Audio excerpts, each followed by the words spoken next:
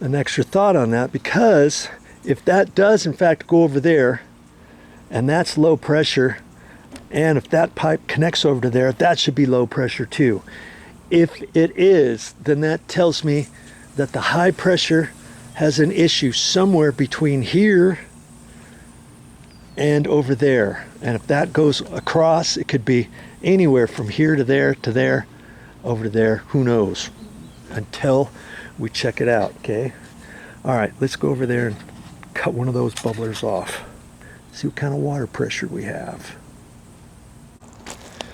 Okay, well, I turned the water back on.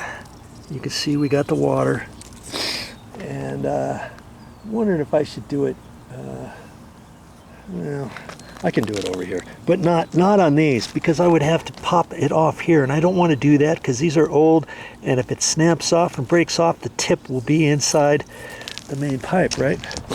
So this one here happens to have an end on it. I think you can see that.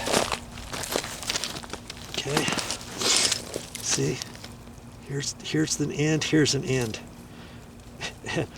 And funny, they put a T on there and they've got two. Why did they do that? I have no idea.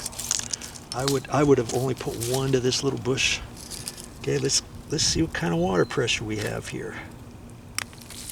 Ah, look at that. See how fast that is going? Apparently we don't have an issue over here. That's kind of interesting, huh? Yeah, you can see that. Okay, it's that odd. But we're narrowing it down, the issue, right? So anytime we find something, that's what we're doing. And if I wasn't doing this, I'd be paying somebody else probably $100 an hour to figure this out. So why not do it myself and save that money, right? Okay. So I am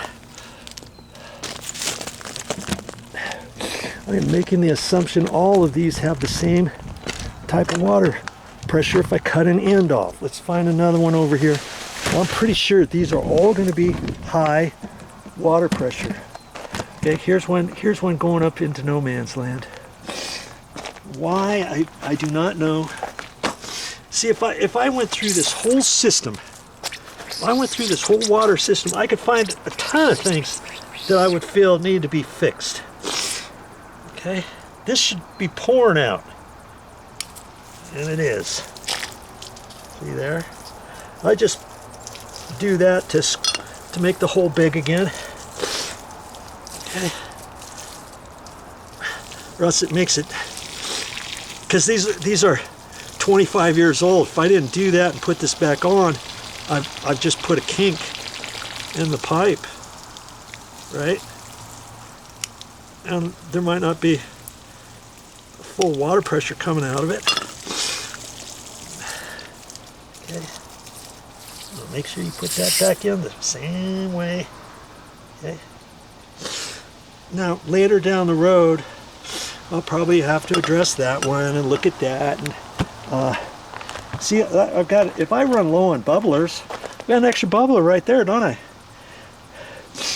Provided there's bubblers going to each one of these, and this looked, this head looked wet, that looked wet, that looked wet. They all look pretty good.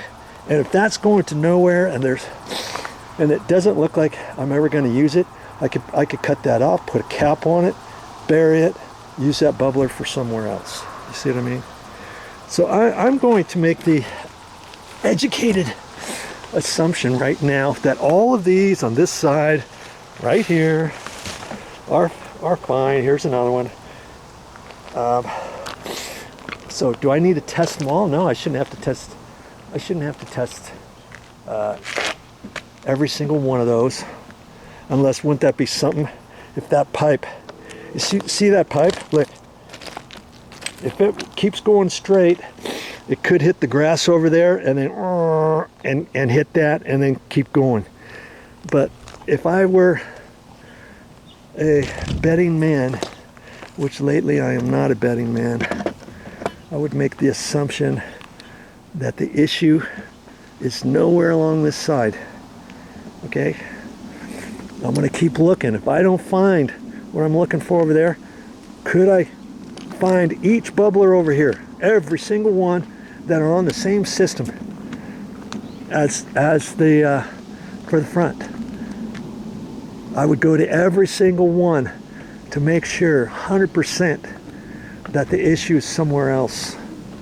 Okay, but before I do that, I'm gonna try to find a bubbler in that little section right there and over there.